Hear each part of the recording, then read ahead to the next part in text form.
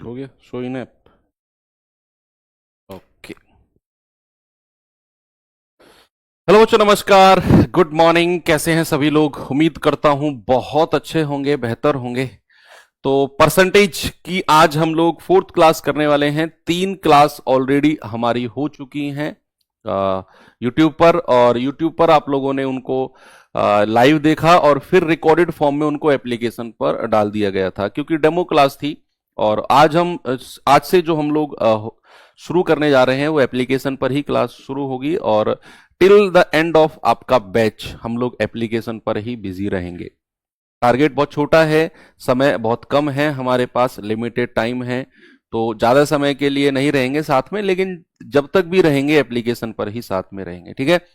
तो उम्मीद करता हूं 3 क्लास जो आपकी हुई उनका रिवीजन आप लोगों ने बहुत अच्छे से किया होगा, क्योंकि अगर नहीं किया होगा तो आप भरोसा करो आप इन 3 क्लास का रिवीजन कभी भी नहीं कर पाओगे एंड ऑफ द डे तक, जब तक आपका सिलेबस खत्म नहीं होगा। आपको ऐसा लगेगा कि मैं संडे में कवर कर लूंगा, मैं सैटरडे में कर लूंगा, मैं उस दिन कर लूंगा, एक्स्ट्रा कर लूंगा। आपको विश्वास करो आपको टाइम मिलेगा ही नहीं। और अगर आप ऐसी गलती कर चुके हो अब तक एक आध सवाल में, तो संभल जाओ, अभी शुरुआत है, आगे मत करना। जो आज पढ़ रहे हो उसका रिवीजन आज ही होना चाहिए, ये बात आप श्योर कर लीजिए। ठीक है?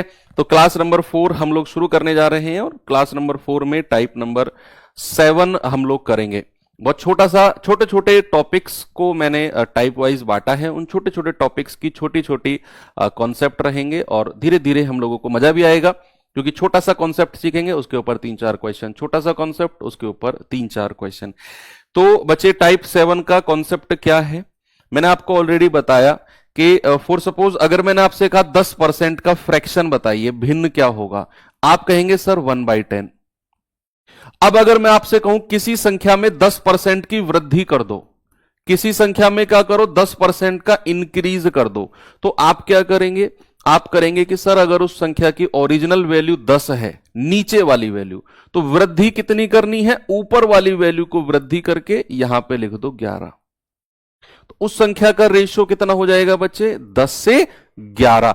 अगर मैं आपसे कहता हूं कि संख्या की वृद्धि को 2 बार करो, क्या करो? वृद्धि को 2 बार वृद्धि करो, 2 बार वृद्धि करो, तो आप कहोगे सर 2 बार 10 से 11 लिख दो। पहली बार 10 से 11 और दूसरी बार 10 से 11। मान लो अगर मैं कहता हूं 3 बार वृद्धि करो, तो आप 3 बार 10 से 11, 10 से 11, 10 से 11 3 बार लिखोगे। जितनी बार मैं वृद्धि करने को कहूंगा आप उस फ्रैक्शन को उतनी बार इंक्रीज कर दोगे। ये रही पहली बात। सपोज अगर मैं आपसे कहता हूं किसी संख्या में 20% की कमी करो, मैंने क्या बोला? 20% का फ्रैक्शन कितना होता है? 1/5, 1/5।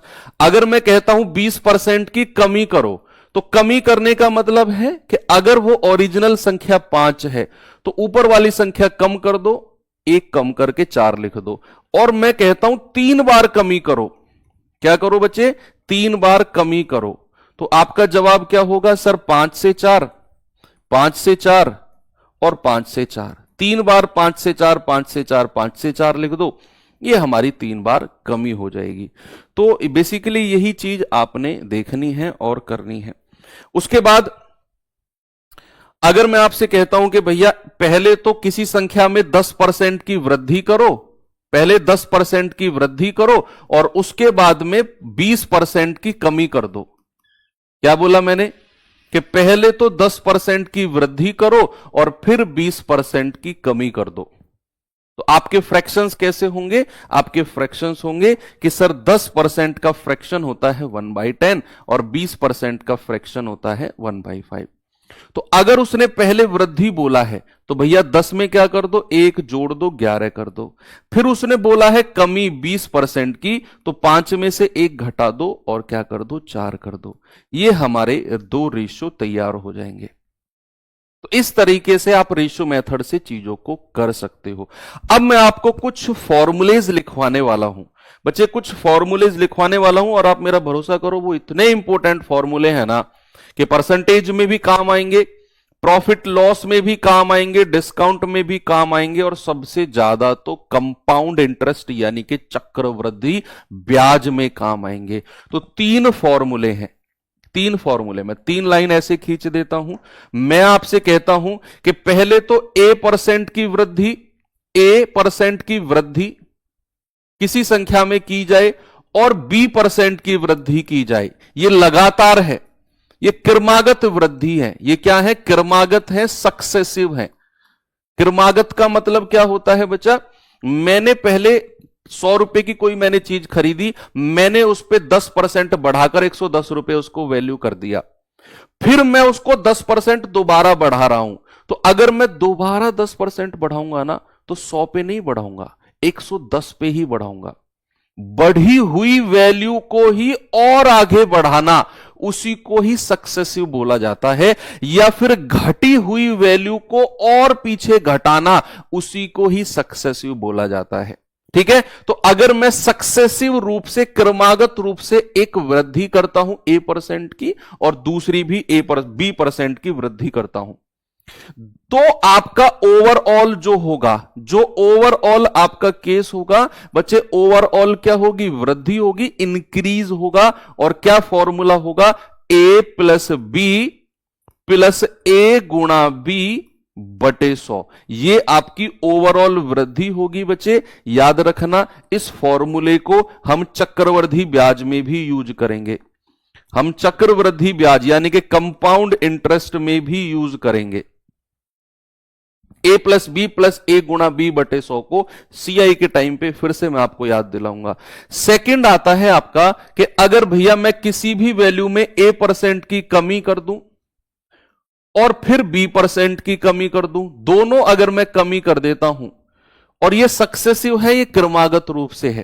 पहली कमी की और कमी हुई वैल्यू में दोबारा से कमी कर दी, ये होता है सक्सेसिव कमी, ये होता है क्रमागत कमी। और अगर मैं ऐसा करता हूं तो हमेशा याद रखना, ऐसे केस में बच्चे ओवरऑल की अगर पूछेगा तो ओवरऑल हमेशा कमी रहेगी। ओवरऑल क्या रहेगी? हमेशा कमी रहेगी।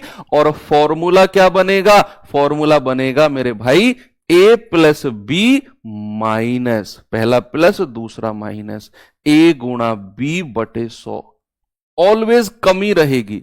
अगर आप किसी संख्या में A% की कमी और B% की कमी करते हो तो ओवरऑल कमी होगी, और A+B - A×B/100। और याद रखना, ये फॉर्मूला हम कहां पे यूज करेंगे? ये फॉर्मूला हम डिस्काउंट में यूज करेंगे। किसमें यूज करेंगे? डिस्काउंट में भी यूज करेंगे। ये फॉर्मूला हम डिस्काउंट चैप्टर, जब बट्टा चैप्टर पढ़ रहे होंगे ना भाई साहब, ब्लैक जर्सी, आपसे कह रहा हूं, 3 दिन में हो गया सारा जोश खत्म। ऐसे कैसे काम चलेगा? मैंने आपसे बोला कि अगर मैं ओवरऑल कमी की बात कर रहा हूं तो इसे हम डिस्काउंट में भी यूज कर सकते हैं। और third and the most important part आता है कि अगर किसी वैल्यू में बच्चे आप A% की वृद्धि इंक्रीज करते हो और B% की कमी करते हो, एक वृद्धि और एक कमी। देखो, पहले तो दोनों वृद्धि की, फिर दोनों कमी की, और अगर एक वृद्धि और एक कमी अगर आप कर देते हो तो ऐसे केस में ओवरऑल हम नहीं बता सकते। जैसे यहां पर दोनों कमी है, ओवरऑल कमी, दोनों वृद्धि है, ओवरऑल वृद्धि, यहां पर ओवरऑल नहीं बता सकते हैं। ओवरऑल बताने से पहले हमें फॉर्मूला लगाना पड़ेगा। फॉर्मूला होता है A-B -A×B/100, जहां पर A क्या है? A है आपका वृद्धि वाला परसेंट, और B क्या है? कमी वाला परसेंट। वृद्धि को पहले रखना है, कमी वाले को B मान के चलना है। तो A-B -A×B/100। और ये फॉर्मूला लगा के अगर आपकी वैल्यू जो आएगी यहां से, अगर वो प्लस आई, अगर वो ये वैल्यू फॉर्मूला लगा के वैल्यू प्लस आई, तो समझ जाना वृद्धि है। और अगर ये वाला फॉर्मूला लगा के आपकी ओवरऑल वैल्यू कम आई, यानी कि माइनस में आई, तो समझ जाना कमी हुई है। समझ जाना क्या हुई है? कमी हुई है। ये जो मैंने लिखवाया है ना बोर्ड पे, मैं कह रहा हूं याद करोगे 4-5 चैप्टर तक इन चीजों को, कि कुछ पढ़ाया था सर ने। ये बहुत कम समय में आपके सवाल को सॉल्व करने का तरीका है। पहला क्वेश्चन आपको मैं दिखाता हूं बच्चे, ये रहा। अब आप कहेंगे कि सर आपने रेशियो मेथड भी बता दिया और ये फॉर्मूला मेथड भी बता दिया। तो कौन सा मेथड कहां पे लगाना है सामने देखिए। अगर आपसे कहेगा परसेंट ही बताइए ओवरऑल कितने परसेंट की कमी या वृद्धि होगी, तो आप फॉर्मूला मेथड लगा लोगे। अगर आपसे कहेगा कि भैया पहले 10% की वृद्धि करी, फिर 15% की कमी कर दी, अगर पहली कीमत 10,000 थी तो बाद की कीमत बताओ, रुपए में पूछ ले कि शुरुआत की कीमत इतनी है, बाद की कीमत क्या होगी, रेशियो मेथड से जाना। समझे मैंने क्या बोला? अगर वो परसेंटेज ही पूछेगा तो फॉर्मूला मेथड लगाएंगे। अगर वो आपसे रेट पूछेगा, पैसा कितना है लास्ट का या फिर अंत का दे के शुरुआत में कितने का धनराशि थी, तो रेशियो मेथड। अब जैसे यहां उसने पूछा एक संख्या में 30% की वृद्धि कर दी और फिर 30% की कमी कर दी, एक वृद्धि की और फिर उसके बाद कमी कर दी, तो अंततः संख्या में क्या परिवर्तन होगा? 10% की कमी, कोई परिवर्तन नहीं, 9% की कमी, 9% की वृद्धि। यानी कि आपको ऑप्शन में उसने परसेंट में ही दे रखा है। अब बताओ, ये जो सिर पे हुडी पहने हुए है, इसमें कौन सा फॉर्मूला लगेगा? पहला, दूसरा, तीसरा, 3 फॉर्मूले लिखवाए थे मैंने, दिख रहे हो मुझे? तुम आने वाला हूं कैमरे में घुस के ऐसे कॉलर पकड़ के खींच लाऊंगा, बेटा बाहर की तरफ ध्यान रखना अगर सीरियस होके नहीं पढ़ोगे तुम। तीसरा फॉर्मूला, जहां पर एक वृद्धि और एक कमी होती है, और वृद्धि और कमी का फॉर्मूला कौन सा होता है? a माइनस बी माइनस ए गुणा बी बटे 100। और पहले वृद्धि को रखेंगे फिर कमी को। तो वृद्धि कितनी है? 30 की, माइनस 30 गुणा 30 बटे 100। तो 2 जीरो से 2 जीरो गया, ये तो जीरो हो गया, ये माइनस का 3 तिया 9, माइनस का 9%। और मैंने आपको बताया कि ओवरऑल वैल्यू अगर माइनस में आती है तो क्या होगा? कमी होगी। तो यानी कि हम कहेंगे ओवरऑल वैल्यू माइनस में है, तो बच्चा हम कहेंगे 9% की कमी। क्या बोलेंगे? 9% की कमी, यानी कि ऑप्शन नंबर सी हमारा करेक्ट है। वेरी गुड, मजा आ गया। आगे चलते हैं अगले सवाल की तरफ।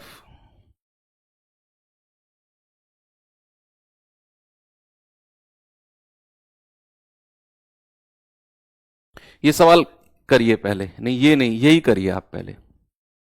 कह रहा एक वस्तु की कीमत पहले 25% कम कर दी गई, फिर 35% की वृद्धि की गई।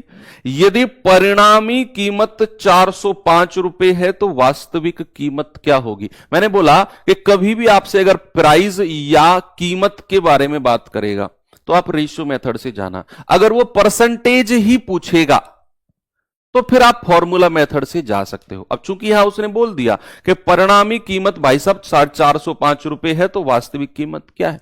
आप रेशियो मेथड से जाओ। रेशियो मेथड तो सिखाया मैंने थोड़ी देर पहले आपको कि नहीं? बिल्कुल सिखाया। तो आप 25% का फ्रैक्शन मेरे भाई कितना होगा? 1/4। और 35% का फ्रैक्शन कितना होता है? 35/100, यानी कि 5 सत्ते 35 और 5 से जाएगा 20 बार, 7/20 होता है। अब सवाल कहता है कि पहले तो 25% की कमी हुई है, कमी हुई है मतलब रेशियो क्या हो जाएगा? 4 में से 1 घटा दो, 3 बचेगा। फिर कह रहा है कि भाई साहब 35% की वृद्धि हुई है, तो वृद्धि हुई है तो रेशियो क्या हो जाएगा? 20 में 7 जोड़ दो, 27 हो जाएगा। मल्टीप्लाई करेंगे 20 चौकू 80, मल्टीप्लाई करेंगे 81। यानी कि अगर ये मेरी शुरुआती कीमत थी तो ये मेरी सबसे लास्ट में अंत में कीमत बची है। और सवाल ने क्या बोला आपसे? सवाल ने बोला कि भैया अंत में तो 405 कीमत बची है। तो 81 यूनिट का मतलब 405, 1 यूनिट का मतलब पूरा 5 बार कटेगा ये, तो भैया 80 यूनिट का मतलब कितना होगा? 80 गुणा 5, दैट इज 400। हमारा बड़ा प्यारा सा जवाब है ऑप्शन नंबर डी। क्या अगले सवाल के लिए तैयार हो? वेरी गुड, बिल्कुल जुनून है आपके अंदर, जीडी वाले बच्चे, इसीलिए तो मैं इनको पसंद करता हूं। तुम लोगों के अंदर आग होती है नौकरी लगने की, नहीं अपने आप को एक ऐसी स्थिति में लाने की जहां हर कोई आपके ऊपर गर्व करे और आपके फादर बड़े शान से 4 लोगों में बैठ के कह सकें कि मेरे बेटे ने तो कर दिखाया या मेरी बेटी ने तो कर दिखाया। स्पेशली सबसे ज्यादा चैलेंज दोनों के पास ही होता है, लड़कों के पास जीविका चलाने का चैलेंज और लड़कियों के पास अपने आप को प्रूफ करने का चैलेंज। लड़कियों के पास भी एक अलग चैलेंज होता है, लोग कहते हैं अरे क्या करोगे यार पढ़ा के तुम लड़कियों को, शादी तो हो जानी है, कौन सा तुम्हें कमा के देने वाली है लड़की, कमा के देगी अगले घर को देगी। ये पुरातन वाली जो सोच है ना लोगों की, यही तो हमारे देश को आगे नहीं बढ़ने दे रहा है। क्या अगर तुम्हें कमा के लड़की नहीं देगी और इसीलिए तुम अगर उसे नहीं पढ़ा रहे हो तो फिर तुम्हारे जैसा स्वार्थी व्यक्ति दुनिया में कोई नहीं है, फिर तुम स्वार्थी हो। किसी का हक अगर तुम छीन रहे हो तो दुनिया के सबसे बड़े स्वार्थी हो तुम।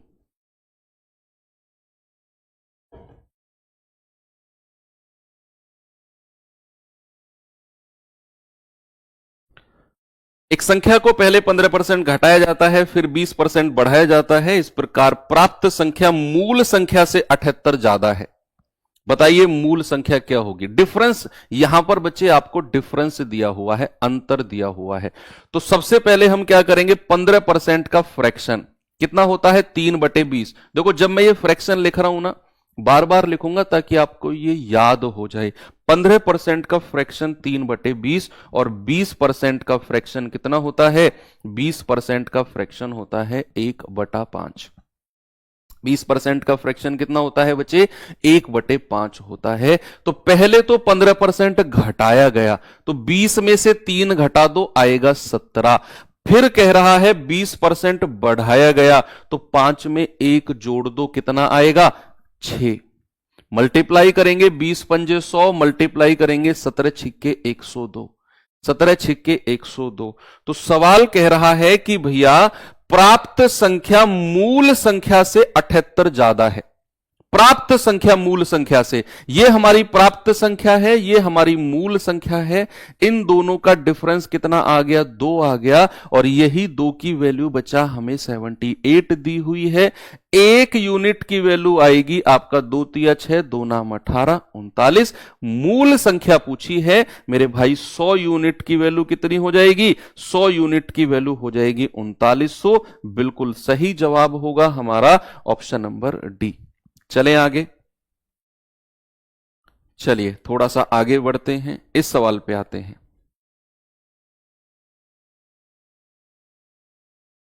इस सवाल को देखिए बच्चे, कह रहे एक एसी की कीमत में पहले 16% की वृद्धि की गई, बाद में बिक्री में कमी होने के कारण 22% की कमी कर दी गई। तो ए सी की अंतिम कीमत में शुद्ध परिवर्तन बताओ क्या होगा।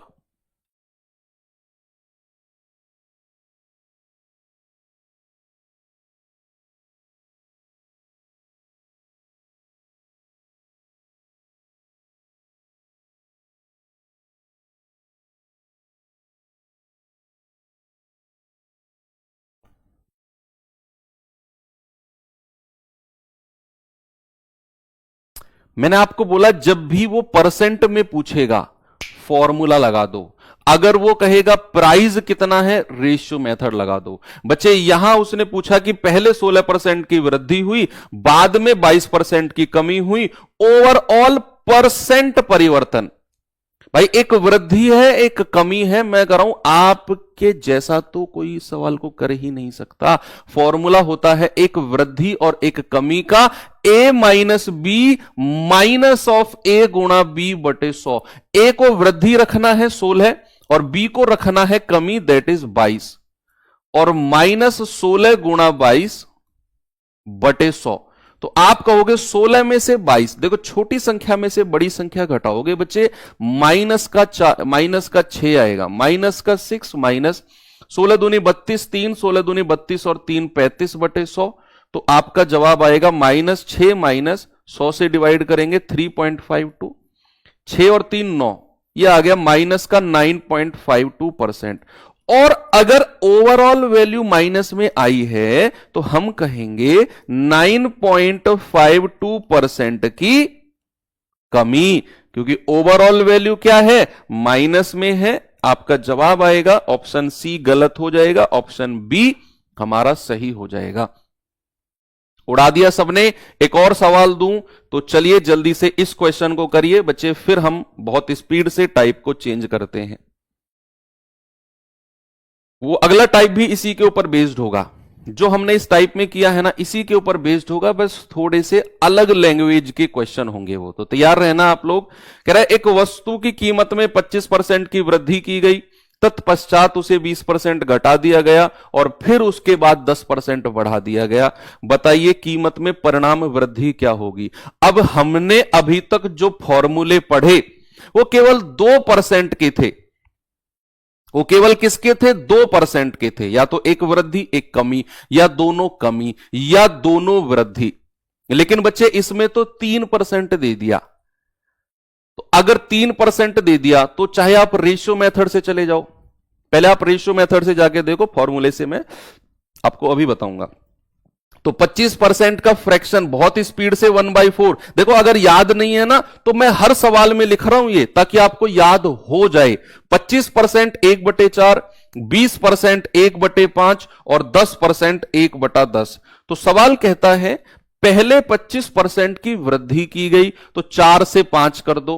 कह रहा फिर 20% घटा दिया गया तो 5 से 4 कर दो। कह रहा फिर 10% बढ़ा दिया गया तो 10 से 11 कर दो, और फिर इनको मल्टीप्लाई करो, इधर की इधर मल्टीप्लाई, इधर की इधर मल्टीप्लाई।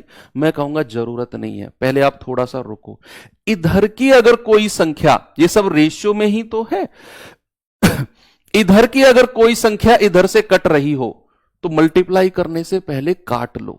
जैसे ये 4 4 से कट गया, 5 5 से कट गया, अब यहां केवल 10 बचा है, यहां केवल 11। देख लो भैया ओवरऑल कितने की वृद्धि हुई है, +1। भाई ओवरऑल वृद्धि कितने की हुई है, +1 की, और 1 की वृद्धि बटे ओरिजिनल संख्या 10 को नीचे रखेंगे, मल्टीप्लाई बाय 100। मेरे भाई आपका जवाब आ जाएगा कि सर ओवरऑल 10% की वृद्धि हुई है, that is option number B.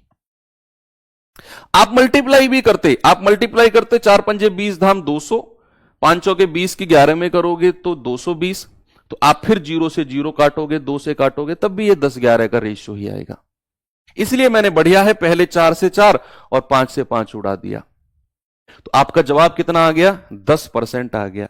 अब इसी के ऊपर बेस्ड है बच्चे आपका टाइप 8, जो हमने अभी अभी पढ़ाना। मैंने कहा अगर वो अच्छा फॉर्मूले से, चलो मैं एक बार आपको फॉर्मूले से और बता देता हूं क्या करना है बच्चा। अगर आप फॉर्मूले से जाना चाहते हो इस सवाल को, तो सबसे पहले आप देखो 2-2% को एक साथ उठाओ, 2-2% को, 25% की वृद्धि और 20% की कमी, इन दोनों पे फॉर्मूला लगाओ। तीसरा वाला परसेंट थोड़ी देर के लिए रोक लीजिए, इन दोनों पे फॉर्मूला लगाइए। तो एक वृद्धि और एक कमी का मतलब होता है a minus b minus a गुणा b बटे 100, a गुणा b बटे 100। तो 20 पंजे 100, 5 पूरे 25, तो कितना आएगा, 25 में से 20 गया 5 और 5 में से 5 गया, ये आ गया 0। यानी कि जब मैंने इन दोनों पे लगाया फॉर्मूला तो 25% वृद्धि और 20% कमी पर हमें मिला 0%। 0% का मतलब है ना तो वृद्धि और ना ही कमी, यह मतलब है 0% का। तो फिर जो लास्ट में उसने 10% बढ़ाया, भैया यही मेरा उत्तर हो जाएगा। जो लास्ट का 10% बढ़ा है यही मेरा जवाब हो जाएगा, क्योंकि इन दोनों से तो हमें 0 मिला है, कोई वृद्धि कोई कमी नहीं। तो फिर जो तीसरी बार उसने किया होगा वही आपका जवाब हो जाएगा कि ओवरऑल 10% बढ़ा है। ये फॉर्मूला वाला हो गया। मान लो अगर यहां से हमें कुछ परसेंट मिलता तो फिर उसे मैं तीसरे परसेंट के साथ फॉर्मूला यूज करता। मान लो यहां वृद्धि मिलती, ये वृद्धि, formula a plus b plus a गुणा b बटे 100। मान लो यहां कमी मिलती और यहां वृद्धि है, तो फिर a minus b minus a गुणा b बटे 100, तो फिर हम फॉर्मूला यूज करते। अब यहां 0% आ गया तो जो तीसरी बार बढ़ाया वही मेरा जवाब हो जाएगा। ठीक है बच्चे, आगे चलें। चलिए अब टाइप 8 में जो मैं कराने वाला हूं ये जनसंख्या वाले सवाल हैं। पॉपुलेशन वाले क्वेश्चन है बच्चे। मैं आपसे ये बोलूंगा, संडे आपका फ्री होता है, संडे में अगर थोड़ा सा काम आप मेरे कहने से कर लोगे, जो नए बच्चे हैं जिन्होंने अभी तक वो चीज नहीं किया है, आप जब ये सब कुछ काम से अलग है, ये सारे रिवीजन से अलग मैं बात कर रहा हूं, फ्री टाइम में एक रफ कॉपी उठाना, यूट्यूब पर सर्च करना रामबाण सीरीज, RAMBAN, रामबाण सीरीज। उसमें 14 क्लास मैंने जीडी वाले बच्चों के लिए ही कराई है, आपके जो सीनियर्स वगैरह पहले थे, वो 14 क्लास में से एक एक क्लास हर संडे लेना शुरू कर दो। जो चैप्टर आपको बहुत अच्छे से आते हैं उनको छोड़ दो, जो नहीं आते हैं हर संडे एक एक क्लास लेना शुरू कर दो। अलग से एक पतली सी कॉपी बना लो। 14 टॉपिक वो हैं। जनवरी में 15 जनवरी के बाद आपको 10 टॉपिक और कराऊंगा मैं, उन 14 से अलग, और वो उन्हीं 14 की प्लेलिस्ट में ऐड हो जाएंगे। तो वो 10 टॉपिक, वो जब तक वो मैं 10 टॉपिक कराऊं, आपके ये 14 हर बच्चे के हो जाने चाहिए तब तक, ठीक है। वो अलग है, वो एक्स्ट्रा वर्क है हमारा। कहते हैं ना कि अगर हमें कुछ अलग करना है तो थोड़ा सा भीड़ से हट के चलना पड़ेगा, बाकी लोगों से। भाई इस चैप्टर तो सब लोग करते हैं, सिलेबस तो सब लोग करते हैं, अगर हमें भीड़ से हटके चलना है तो भीड़ से अलग हमें कुछ करना पड़ेगा। उसके लिए मैं आपको थोड़ा थोड़ा आइडिया देता रहूंगा कि क्या हम भीड़ से अलग करें। 2022 में शहर ए की जनसंख्या 62,500 थी, एक वर्ष के बाद जनसंख्या 75,000 हो गई। बताओ परसेंट वृद्धि। बिल्कुल सिंपल क्वेश्चन है ये तो, एक साल की ही वृद्धि पूछ रहा है कि भाई साहब जनसंख्या थी 62,500 और जनसंख्या बढ़ के कितनी हो गई मेरे भाई, 75,000 हो गई। आप इनका रेशियो ले लो, पर 2 जीरो से 2 जीरो गया, 25 से जाएगा पूरा 25 बार, और 25 से जाएगा 30 बार, फिर 5 से जाएगा 5 पूरे 25, फिर 5 से जाएगा 5 छंग 30। तो भैया कितने की वृद्धि हुई है आप देख लो सर, 1 की वृद्धि। और अगर हमें परसेंट में बताना है तो 1 बटा, और ये संख्या नीचे रख दो, मल्टीप्लाई बाई 100। तो आप कहोगे 5 से काटेंगे ना सर, तो ये 20% आपका बिल्कुल सही जवाब हमें मिल जाएगा। That is option number D. ठीक है भैया, सिंपल था ये तो। जब एक बार वृद्धि हमने की कि भैया एक साल की बात हो रही है, 2022 में दी हुई थी, 2023 की में इतनी हो गई, कितना परसेंट बढ़ी। इसमें थोड़ा सा लेवल बढ़ाता हूं मैं, इसी क्वेश्चन में थोड़ा सा लेवल बढ़ाता हूं। जरा ये सवाल देखिए और बताइए मुझे इसका जवाब। कह रहा है एक गांव की जनसंख्या पहले वर्ष 5% बढ़ी, दूसरे वर्ष 5% घटी, 2 साल के अंत में जनसंख्या 798 हो तो आरंभ में कितनी थी। क्या इसमें हम पिछले टाइप वाला कॉन्सेप्ट लगा सकते हैं कि भैया सक्सेसिव है ये, कि पहले 5% बढ़ी फिर 5% घटी, 2 साल के बाद 798 है तो शुरुआत में कितनी थी। और रेशियो मेथड से करो। मैंने कहा जब भी वो एग्जैक्ट नंबर में बोलेगा तो रेशियो मेथड, परसेंट में बोलेगा तो फॉर्मूला मेथड। ये दोनों पैरेलल लेके दिमाग में आपको चलने हैं सक्सेसिव के केस में। तो 5% का फ्रैक्शन मेरे भाई कितना होता है, 1/20। सवाल कह रहा है पहले 5% इंक्रीज हुई है, पहले क्या हुई है, 5% बढ़ी है।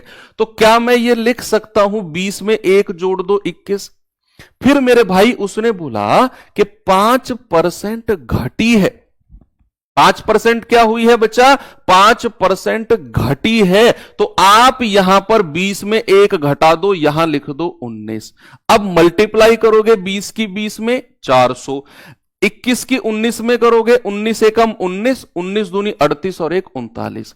यानी कि शुरुआत में जनसंख्या अगर 400 यूनिट थी तो भाई अंत में जनसंख्या कितनी बची है, अंत में जनसंख्या बची है 399, 399। सवाल ने बोला है कि भाई साहब अंत में तो जनसंख्या 798 है, तो क्या मैं ये बोल सकता हूं कि 399 की वैल्यू 798 होगी मेरे भाई। 1 यूनिट की वैल्यू देखो, 9 दूनी 18, 3 दूनी 6, ये पूरा 2 बार कटा है, इसे पूरा 2 बार। 1 यूनिट की वैल्यू 2, तो शुरुआत में जनसंख्या कितनी थी, शुरुआत में जनसंख्या थी सर 800। बिल्कुल सुंदर, अति सुंदर। आगे बढ़ते हैं, ऑप्शन बी हो गया सभी का। क्वेश्चन नोट कोई नहीं करेगा, जो बच्चा सवाल नोट करेगा फ्रस्ट्रेट हो जाएगा, इरिटेट हो जाएगा, फिर चिल्लाएगा मेरे ऊपर कि सर बहुत तेज भाग रहे हो। तो क्वेश्चन नोट कोई नहीं करेगा, वो आपको पीडीएफ में मिल जाएगा। ये सवाल देखिए जरा।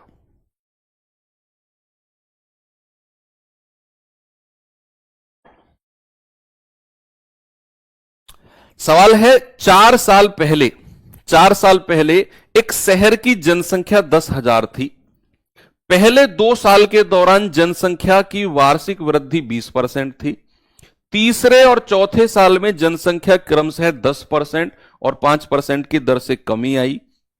4 साल के बाद, क्या 4 साल के बाद शहर की वर्तमान जनसंख्या बताइए अब कितनी होगी। 4 साल पहले दी हुई है 10,000 और 4 साल तक उसने बढ़ाया।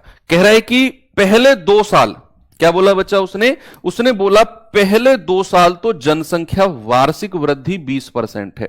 मेरे भाई 20% का फ्रैक्शन 1/5 और 10% का फ्रैक्शन 1/10, 5% का फ्रैक्शन 1/20। सारे फ्रैक्शन लिख दिए मैंने। अब सवाल ने बोला कि पहले 2 साल तो जनसंख्या में वृद्धि 20% थी, 20% 2 साल तक वृद्धि हुई है बच्चे, तो हम कहेंगे 5 में 1 जोड़ दो 6 और दूसरी बार भी 5 में 6। क्यों? क्योंकि यहां 2 साल तक वृद्धि हुई है, तो 2 साल तक 5 से 6, 5 से 6 आपको करना है।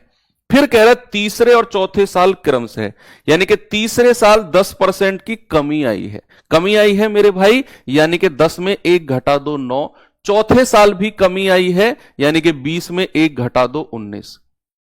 अब आप मल्टीप्लाई कर लो इनकी, 5 पूरे 25, 25 दूनी 50, यानी कि 5,000 तो ये आ गया। इधर मल्टीप्लाई करेंगे 6 छिंग 36, 9 की गुणा करेंगे 9 छिक्के 54, 5 9 तिया 27, 5 32। फिर 19 की गुणा करेंगे 19 चौको 76, 19 दूनी 38, 38 और 7 कितना होता है 45, 19 तिया 57, 57 और 4 होता है 61। ये हमारी अगर शुरुआत में जनसंख्या थी तो भाई साहब ये हो गई बाद में। उसने जनसंख्या शुरुआत की दी हुई है 10,000, तो 5,000 यूनिट का मतलब कितना है भैया 10,000। 1 यूनिट का मतलब कितना आएगा, पूरा 2 बार कटेगा, तो भैया बाद में जनसंख्या हो जाएगी 6156 की 2 में मल्टीप्लाई कर दो, 2 छिक्के 12, 2 पंजे 10 और 1 11, 2 एकम 2 और 1 3, 2 छिक्के 12, यानी कि जनसंख्या हो जाएगी भैया 12,312। That is option number A हमारा सही है। सभी बच्चों का बिल्कुल करेक्ट जवाब आ रहा है। चलिए अब जनसंख्या में थोड़ा सा मैं आपको अलग क्वेश्चन कराता हूं, थोड़ा सा अलग। ये तो थे सक्सेसिव वाले, ये किसके थे, सक्सेसिव वाले क्वेश्चन थे जनसंख्या के, कि पहली साल इतनी बढ़ी, दूसरे साल इतनी बढ़ी। जनसंख्या के ही क्वेश्चन एक और टाइप के बनते हैं। एक और टाइप के कैसे बनते हैं, आपसे कहेगा कि भैया कोई शहर है, उस शहर में 2 तरह के लोग हैं, एक पुरुष यानी कि मेल और एक महिलाएं, दैट इज फीमेल। एक पुरुष और एक महिला, 2 तरह के लोग हैं शहर में। आपसे कहेगा कि पुरुष की कुछ जनसंख्या नहीं बताएगा कितनी है, महिलाओं की जनसंख्या नहीं बताएगा कितनी है। आपसे कहेगा कि भैया पूरे शहर की जनसंख्या कह देगा, मान लो 10,000 कह देगा कि पूरे शहर की जनसंख्या 10,000 है, जिसमें कुछ पुरुष है कुछ महिलाएं हैं। एग्जैक्ट नंबर नहीं देगा। आपसे कहेगा जितने भी पुरुष रहे होंगे ना, जितने भी पुरुष रहे होंगे, सपोज उसमें कहेगा मान लो A% की वृद्धि हुई है, पुरुष में कितने परसेंट की वृद्धि हुई है, A% की। आपसे कहेगा जितनी भी महिलाएं रही होंगी ना, उनमें B% की वृद्धि हुई है। उनमें कितने की वृद्धि हुई है, B% की वृद्धि हुई है। और आपसे कह देगा पूरे शहर की जनसंख्या, पूरे शहर की ओवरऑल वृद्धि आपको कह देगा कि भैया ओवरऑल, ओवरऑल का मतलब है पूरे शहर की वृद्धि, ओवरऑल वृद्धि दे देगा सपोज आपको C%। और आपसे कहेगा बताओ उस शहर में पुरुष कितने हैं या महिला कितनी है। यह सवाल में आपको डेटा देगा कि भैया शहर में 10,000 लोग हैं, जिसमें पुरुष A% वृद्धि हुई, महिलाओं में B% हुई। ओवरऑल C% की हुई। तो एक नाम आता है एलिगेशन मेथड। क्या नाम आता है बच्चा? Alligation method. जब भी इस तरह का क्वेश्चन आपके पास आएगा ना, तो हम एलिगेशन मेथड, एलिगेशन एक चैप्टर भी है आपका, मिक्सचर एलिगेशन आपने नाम सुना है, ठीक है? तो यहां पर हम यूज करेंगे एलिगेशन मेथड। एलिगेशन मेथड का मतलब है कि एक वर्ग की या एक कैटेगरी की वृद्धि यहां लिख दो, दूसरे कैटेगरी की वृद्धि यहां लिख दो। पुरुष की इस तरफ लिख दी, महिलाओं की इस तरफ, और जो ओवरऑल होगी ना, ओवरऑल यानी कि पूरे शहर में जो वृद्धि होगी उसे आप बीच में लिख दो। उसे किस में लिख दो? बीच में लिख दो। और यहां पर आपने दो लाइन ऐसे खींचनी है, दो नीचे, और बड़े में से छोटा घटाना है।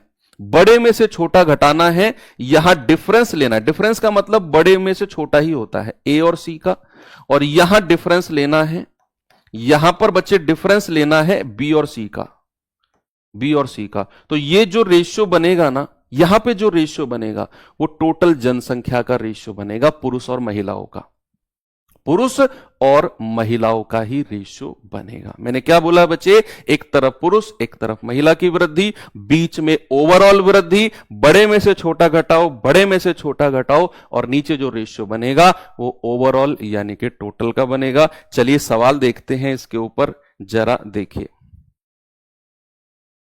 क्या होगा, कैसे होगा, जल्दी से बताइए। सभी बच्चे मुझे इसका जवाब बताएंगे।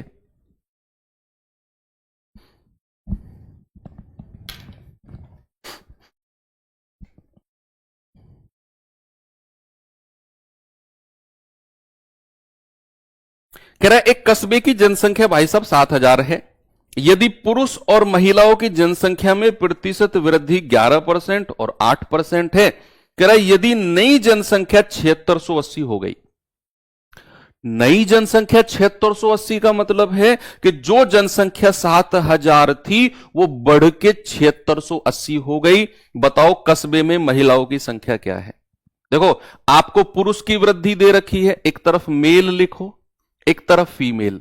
बच्चे पुरुष में कितने परसेंट की वृद्धि है? 11%। महिलाओं में कितने परसेंट की है? 8%। ये तो सवाल ने दिया है। बीच में हम लिखते हैं ओवरऑल कितनी वृद्धि हुई है। क्या लिखते हैं बच्चे? ओवरऑल वृद्धि। तो ओवरऑल आपने देखा कि भैया 7,680 हो गई जनसंख्या, जो कि पहले 7,000 थी। तो यहां से परसेंट निकाल लो, ओवरऑल कितने की वृद्धि हुई है। तो ओवरऑल वृद्धि हम देखेंगे कितना वृद्धि हुई है? 680। भाई पहले जनसंख्या 7,000 थी, फिर बाद में इतनी हो गई, तो कितना डिफरेंस आया? 680 डिवाइड बाई 7,000 और मल्टीप्लाई बाई 100। तो 3 जीरो से 3 जीरो गया, आपको पता चला 68/7%। कितना पता चला बच्चे? ओवरऑल वृद्धि आ गई 68/7%। 68/7% को बीच में लिख दो। बस एक काम और करना है अभी आपने, यहां बड़े में से छोटा घटाने से पहले जो मैंने बताया आपको, अगर कोई वैल्यू आपको इस तरीके से भिन्न में या फ्रैक्शन में मिल जाए ना, तो उसको आसान बनाने के लिए क्या करना है? जो फ्रैक्शन में 7 है ना, इसकी मल्टीप्लाई तीनों में कर दो। इस 7 की मल्टीप्लाई क्या करना है बच्चा? इस 7 की मल्टीप्लाई तीनों में। इन केस या अगर ये आ जाता है ऐसे, फ्रैक्शन में नहीं आता है तो फिर तो कोई दिक्कत नहीं है। 7 से 7 गया, 11 सत्ते 77, 8 सत्ते 56 और बीच में 68 है। बच्चे रेशियो बना लो जल्दी से भैया। 68 में से 56 गया, कितना जाएगा? 4 8 12, और 77 में से 68 गया, कितना आएगा? 9। तो 3 तिया 9, 3 चौकू 12। ये रेशियो आ गया जनसंख्या का, पॉपुलेशन का रेशियो आ गया। हो गया सवाल, हो गया सवाल। मात्र औपचारिकताएं हैं, इतने से ही पार्ट में सॉल्यूशन हो जाएगा आपका। आप कहेंगे कि सर जनसंख्या तो 7,000 थी, तो 4 3 कितना होता है? 7। 7 यूनिट की वैल्यू 7,000। 1 यूनिट की वैल्यू कितनी आएगी बच्चा? 1,000। तो पुरुष कितने हैं? 4 यूनिट, तो 4 यूनिट की वैल्यू 4,000 और 3 यूनिट की वैल्यू 3,000। क्या पूछा उसने? उसने पूछा महिलाओं की संख्या। महिला 3,000 है, ऑप्शन नंबर सी मेरा बिल्कुल करेक्ट है। 7,680 लिखा है ना कि 680। वाह मेरे शेर, तुमने जो बात कही है ना, इस बात पे तो एक झप्पी तो बनती है तुम्हारे साथ। 7,000 मैंने पूछा वृद्धि कितने परसेंट की है, 7,000 जनसंख्या है, 7,680 हो गई, वृद्धि कितने की हुई, 680 लोगों की वृद्धि नहीं हुई क्या? मैं वृद्धि तो देख रहा हूं, इंक्रीमेंट, इंक्रीज कितना हुआ, 680, और डिवाइड बाय ओरिजिनल 7,000 गुणा 100, ये वृद्धि देख रहा हूं मैं। कितनी बढ़िया बात बताई, 7,680 है ना कि 680। ये सवाल करो जल्दी से, इसका जवाब बताओ, जल्दी से मुझे इसका जवाब बता दो, क्या होगा? सवाल कह रहा है कि एक गांव में 100 महिला और 120 पुरुष हैं, एक वर्ष में महिलाओं की संख्या में 20% की वृद्धि और कुल जनसंख्या में 25% की वृद्धि, तो बताइए पुरुषों में कितने परसेंट की वृद्धि होगी? बड़ा प्यारा क्वेश्चन है ये, एलिगेशन से ही होगा। मैंने कहा ना, जब भी एक वर्ग पुरुष की वृद्धि, महिलाओं की वृद्धि और ओवरऑल वृद्धि दे देगा, आप हमेशा एलिगेशन मेथड ही यूज करोगे। आप कहोगे कि सर एक तरफ पुरुष लिखो, एक तरफ फीमेल यानी कि महिला लिखो। कह रहा पुरुष में कितनी वृद्धि है, महिलाओं की दे रखी है 20%, यहां लिख दो। फिर क्या बोला उसने? उसने बोला कुल जनसंख्या में 25%। कुल जनसंख्या में यानी कि बच्चे उसने ओवरऑल आपसे बोला है, ओवरऑल। तो याद रखना, ओवरऑल को हमेशा बीच में रखते हैं 25%। और पुरुष की जनसंख्या वृद्धि हमें नहीं दी हुई, भाई साहब वही तो पूछा उसने, बताओ पुरुष में कितनी वृद्धि हुई। नीचे रेशियो हमें दिया हुआ है, नीचे का रेशियो दिया हुआ है 100 महिला है और 120 पुरुष, तो 100 महिलाओं के नीचे और 120 पुरुष यहां लिख दो। तो 20 पंजे 100, 20 छिक्के 120। क्या यहां तक पहुंचा जा सकता है? क्या एलिगेशन मेथड में यहां तक पहुंचा जा सकता है? बिल्कुल पहुंचा जा सकता है। रेशियो से नहीं करेंगे, वो सक्सेसिव वाला नहीं लगाएंगे इसमें बच्चे। सक्सेसिव का मतलब मैंने समझाया आपको, सक्सेसिव का मतलब होता है मैं एक चीज को 100 से बढ़ाकर 150 कर दूं, 100 रुपए की चीज को 150 बना दूं, अगली वृद्धि 150 पे कर दूं, 100 से बढ़ा के 150 पे किया, फिर 150 पे 10% बढ़ा दूं, बढ़ी हुई वैल्यू को और आगे बढ़ाना सक्सेसिव होता है। और वहीं पर आप अपने वो A+B वाले फॉर्मूले यूज करोगे, यहां नहीं करोगे। यहां वो कहां कह रहा है, यहां तो कह रहा है पुरुष में अलग वृद्धि हुई है, महिलाओं में अलग हुई है, ओवरऑल अलग हुई है, तो यहां सक्सेसिव नहीं लगेगा, यहां एलिगेशन ही लगाना है। अब बड़े में से छोटा घटाओ, देखो यहां तक पहुंचना है, देखना कैसे पहुंचेंगे हम लोग। मैंने कहा बड़े में से छोटा, 25 में से 20 गया, कितना आएगा 4, 25 में से 20 गया, कितना आएगा 4, यानी कि 6 यूनिट की वैल्यू 4 है, तो 6 यूनिट की वैल्यू 4, 1 यूनिट की वैल्यू कितनी आएगी 4/6, यानी कि 2/3। तो भाई साहब 5 यूनिट की वैल्यू कितनी आएगी, 5 गुणा 2/3, यानी कि 10/3। तो यहां पर मैं लिख सकता हूं 10/3, 10/3 मैंने यहां पे लिखा। अब आप यहां देखिए 25 से एक वैल्यू छोटी है तो दूसरी वाली वैल्यू बड़ी करनी पड़ेगी। ये एलिगेशन रूल का, एलिगेशन मेथड का एक रूल होता है कि अगर 25 ये बीच वाली वैल्यू से ये छोटी है तो दूसरी वाली बड़ी होगी। दूसरी वाली क्या होगी, बड़ी होगी। 5 होगा, 4 नहीं, हां सॉरी 5 ही तो लिखा है मैंने, तुमने क्या लिख दिया, 5 ही तो लिखा मैंने। तो 6 यूनिट का मतलब 5, 1 यूनिट का मतलब आएगा 5/6, तो 5 यूनिट का मतलब आएगा 5 गुणा 5/6, यानी कि 25/6, 5 पूरे 25/6। तो क्या दिमाग में रखना है कि बीच वाली वैल्यू से अगर ये छोटी है तो ये बड़ी होगी, यानी कि 25 प्लस 25/6 कर दो। 25 में 25/6 जोड़ दो तभी ये बड़ा होगा। 25 छिक्के 150 और 25 175/6%। या 3 से जाएगा, 3 दूनी 6, 3 पंजे 15, 3 से तो नहीं घटेगा, इतना ही रहेगा। 6 दूनी 12, 5 6 निम्मा 54, 29 सही 1/6। कहीं ऑप्शन में है क्या, ये रहा 29 सही, 1/6 बिल्कुल सही है। ठीक है, आगे बढ़े। चलिए, तो इस तरह के क्वेश्चन हैं बच्चे। ये थोड़ा सा आप देख लीजिए, कल बहुत प्यार आप लोगों ने दिखाया इसको, कल सेल में रही थी ये बुक। मैं जस्ट मतलब प्रमोशन करने नहीं आया हूं, आपको जस्ट बताने आया हूं कि भैया ये कल सेल में रही थी बुक, 10 बजे से 2 बजे तक बहुत सारे लोगों ने इसको परचेज किया अपनी प्रैक्टिस के लिए। तो थैंक यू सो मच जिन लोगों ने लिया। जिन लोगों ने नहीं लिया ठीक है, आप बाद में ले लेना, या फिर जैसा आपका प्रैक्टिस का जो भी तैयारी का जिस तरीके से आपका बने उस तरीके से कर लेना। लेकिन ये एक अच्छी बुक है, तो थैंक यू सो मच। आप लोगों को जस्ट ये बोलना था।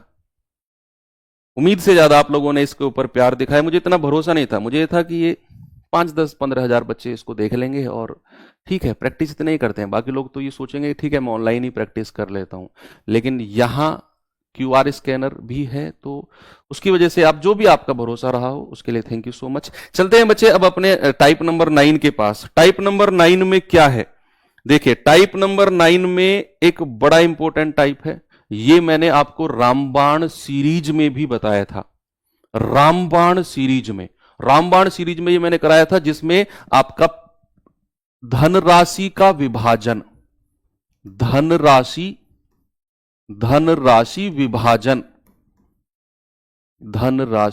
विभाजन, यानी कि अगर मैं कहूंगा कि मनी डिस्ट्रीब्यूशन, ये टॉपिक का नाम है मनी डिस्ट्रीब्यूशन।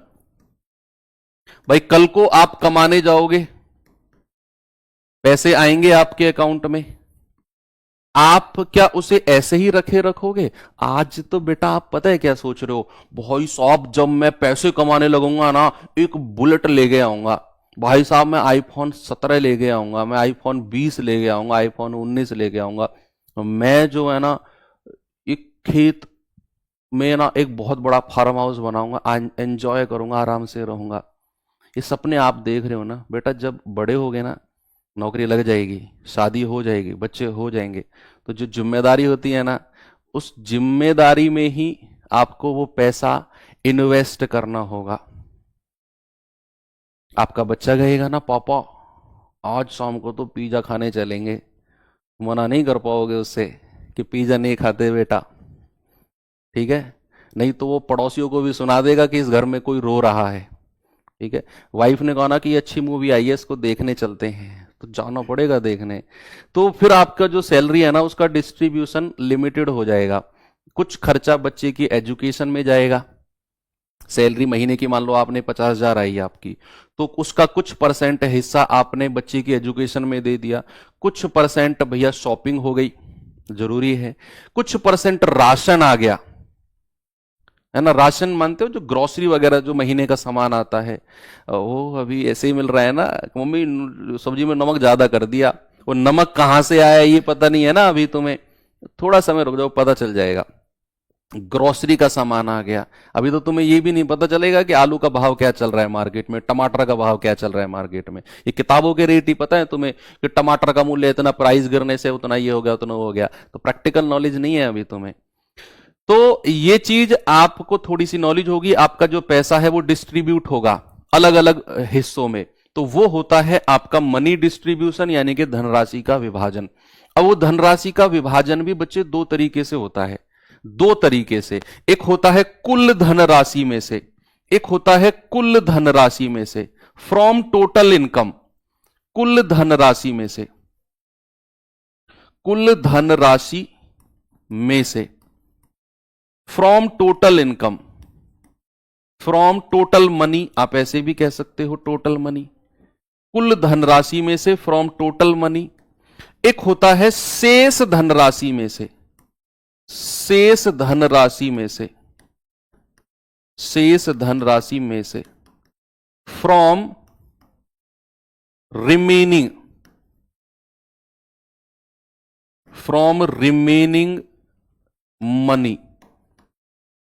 क्या है इसके बारे में थोड़ा सा 2 मिनट में आपको मैं बता देता हूं, कभी जीवन में सवाल गलत नहीं होगा, अक्सर बच्चे इसको गलत करते हैं, इसलिए मैंने इसको डिस्ट्रीब्यूट किया कि money distribution from total income, from remaining income.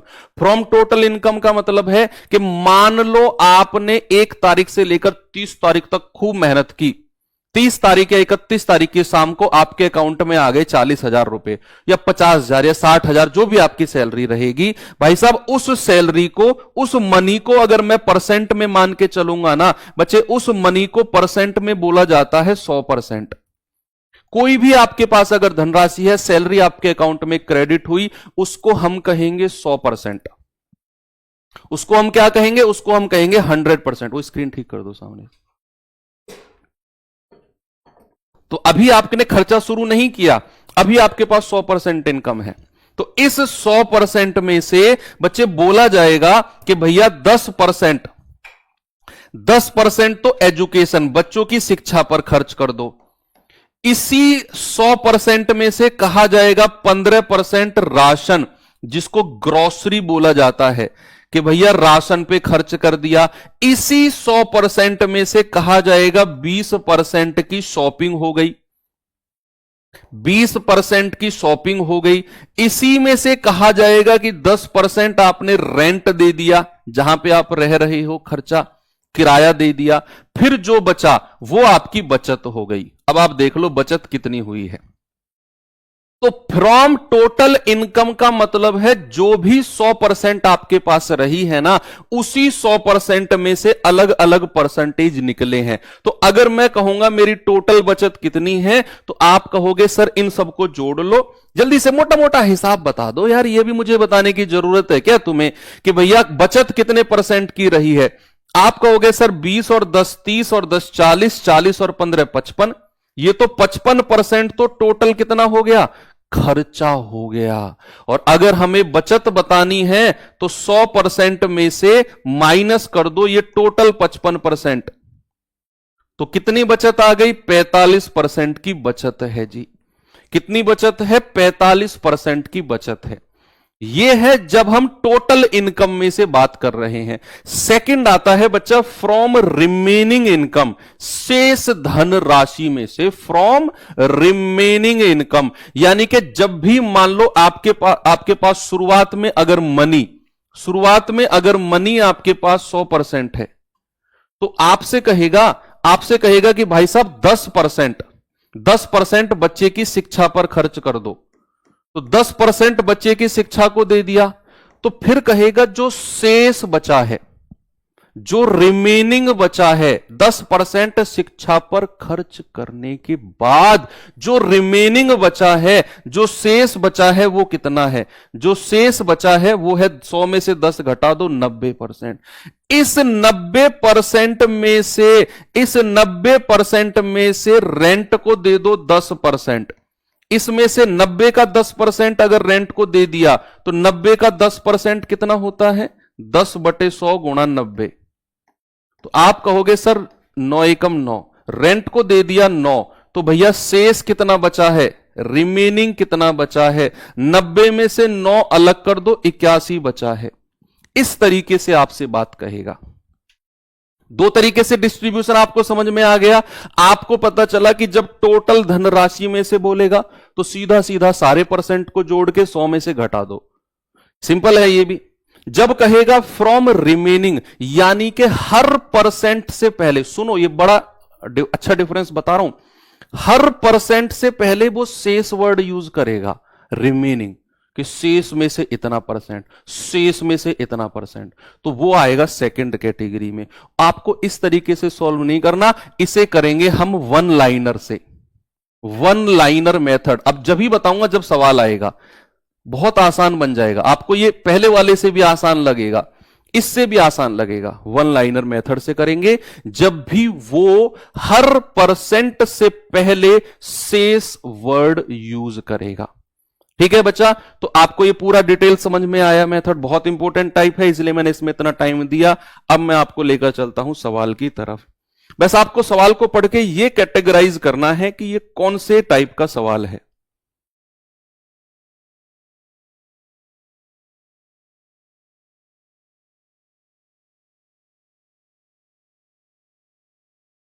कह रहे कि हेनरी एक कंपनी में काम कर रहा है, उसके मासिक वेतन से 25% घर के किराए के रूप में, 15% बच्चों की शिक्षा पर,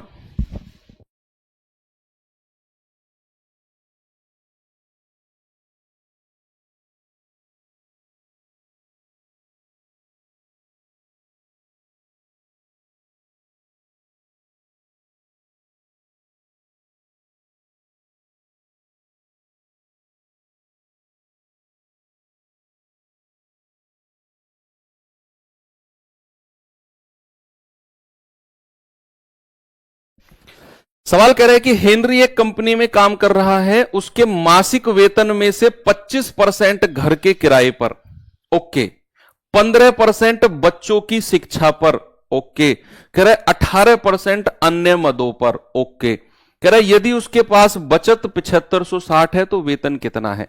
क्या ये कौन से मेथड से होगा, पहला वाला या दूसरा वाला? पहले वाले से होगा ना, क्योंकि यहां पर जो खर्चा देखा जा रहा है बच्चे वो कुल में से देखा जा रहा है। कुल अगर उसके पास 100% है ना, तो 100% में से 25% यहां, 15% यहां और 18% यहां। किसी भी परसेंट से पहले शेष वर्ड या रिमेनिंग वर्ड नहीं लगा हुआ। तो अगर मैं उसका कुल खर्च देखने जाऊंगा, अगर मैं उसका बच्चे कुल खर्च देखने जाऊंगा, तो मैं सारे परसेंट को जोड़ दूंगा, 25 प्लस 15 प्लस 18, तो हम कहेंगे सर 58%। कितना बच्चे? 58% बोलेंगे कि कुल खर्चा कितना हो गया जी, 58%। और अगर मैं कुल बचत की बात करूंगा कि बचत कितनी हुई है, उसकी सेविंग कितनी हुई है, तो 100% में से मेरे भाई 58% माइनस कर दो। आप कहेंगे सर 42% की बचत है, और यही 42% किसके बराबर होगा? 7560 के बराबर होगा। तो 1% की वैल्यू कितनी आएगी? 7560 बटे 42। तो आप कहोगे 21 दूनी 42, 21 तिया 63, 21 दूनी 42, 21 ती 63। मासिक वेतन 7560 कितनी बार कटेगा? पूरा पूरा नहीं कट रहा है क्या? 7560 बटे 42,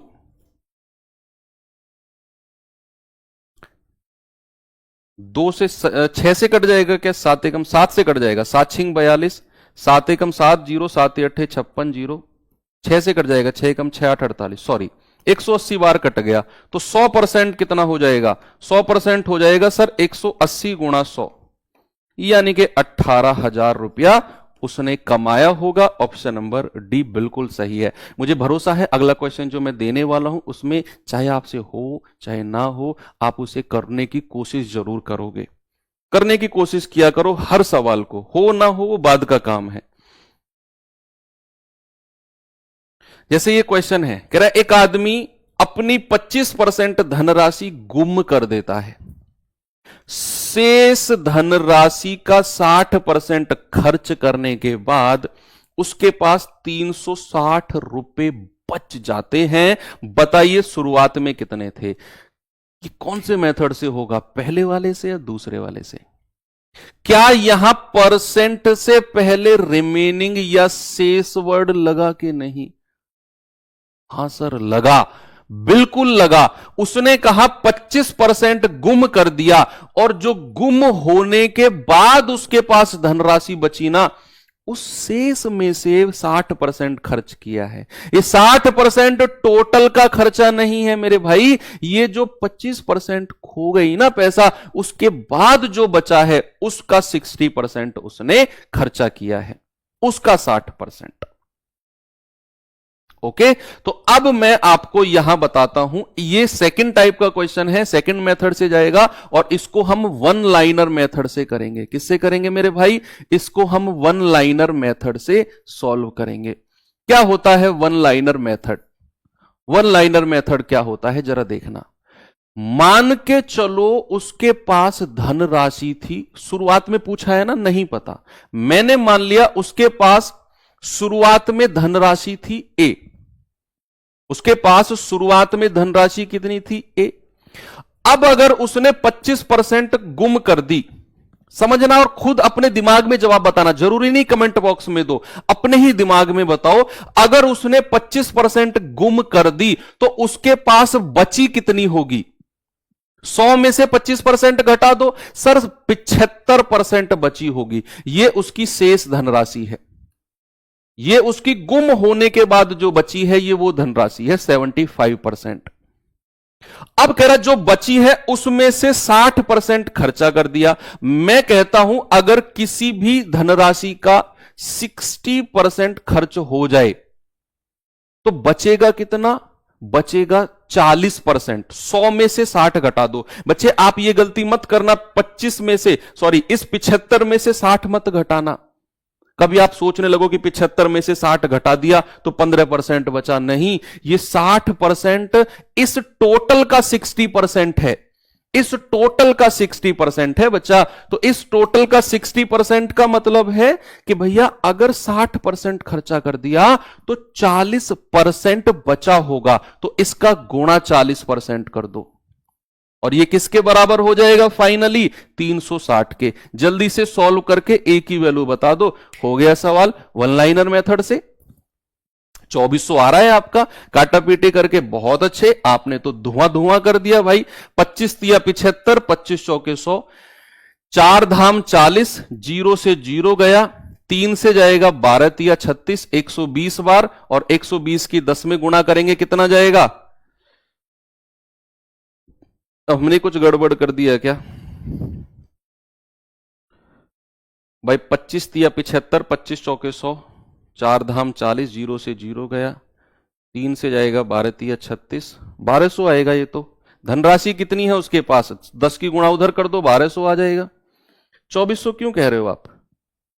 2400 वालों, कान खिंचाई कर दूंगा तुम्हारी, ऐसी गलती करोगे तो। ठीक है, एक और सवाल करिए, ये सवाल करिए बच्चा, जल्दी से मुझे बताइए इसका जवाब क्या होगा। कह रहा अरुण अपनी मासिक आय का 30% राशन पर, शेष धनराशि का 20% किराए पर, फिर शेष धनराशि का 45% बच्चों की शिक्षा पर और अन्य मदों पर, उसके बाद उसके पास 5544 बचते हैं। बताइए उसने किराए पर कितना पैसा दिया? किराए पर पहले तो यह बता दो कि टोटल धनराशि कितनी थी उसके पास, उसके बाद किराए पर कितना किया वो बाद में देखेंगे, वो बाद में देखेंगे। तो सबसे पहले आप यहां देखो ये कौन से मेथड से होगा, फर्स्ट वाले से या सेकंड वाले से? फर्स्ट टाइप का क्वेश्चन है या सेकंड टाइप का? सर सेकंड टाइप का क्वेश्चन है, जहां हम कह रहे थे कि हर परसेंट से पहले शेष वर्ड लगा हुआ है, तो वन लाइनर मेथड से करो कि भैया उसके शुरुआत में नहीं पता उसके पास कितनी धनराशि थी, मैंने मान लिया ए। कह रहा 30% राशन पर खर्च कर दिया। अगर 30% राशन पर किया है तो बचा कितना होगा? आप कहेंगे सर 100 में से 30 उड़ा दो, 70% बचा होगा। उसके बाद ये जो शेष है, ये जो रिमेनिंग है, कह रहे 20% किराए पर खर्च कर दिया। तो अगर किराए पर खर्च कर दिया तो बचा कितना होगा? आप कहेंगे सर 80%। तो किराए पर खर्च करने के बाद इतना बचा है। कह रहा जो बचा है शेष, उसके 45% शिक्षा पर। अगर 45% एजुकेशन पर दिया तो बचा कितना होगा? 100 में से 45 हटा दो, 55% बचा होगा। और ये लास्ट में उसकी बचत किसके बराबर हो जाएगी? लास्ट में उसकी बचत 5544 के बराबर। तो सबसे पहले ए की वैल्यू बताओ। हालांकि उसने कुछ और पूछा, उसने पूछा किराए पर कितना खर्चा किया। हम पहले ए निकालेंगे कि उसकी कमाई कितनी थी, किराए पे कितना किया वो बाद का काम है। तो जल्दी से मुझे बताओ बच्चे, 0 से 0 गया, 20 चौकू 80, 20 पंजे 100, 5 से जाएगा 11 बार, 11 से जाएगा 11 पंजे 55, 0 11 चौक 44, 7 से जाएगा 7 सत्ते 49, 7 दूनी 14, 4 से जाएगा 18 बार। तो ऊपर की सारी संख्या कट गई, नीचे की बची है 0 और 3 0 बची है। तो ए बराबर कितना हो जाएगा? 18 3 0। भैया ये तो उसकी टोटल इनकम आ गई। कितनी आ गई बच्चे? ये उसकी टोटल इनकम है जो उसने महीने में कमाई है। अब सवाल ने क्या बोला? सवाल ने बोला कि भैया आप मुझे बताओ उसने किराए पर कितना खर्चा किया।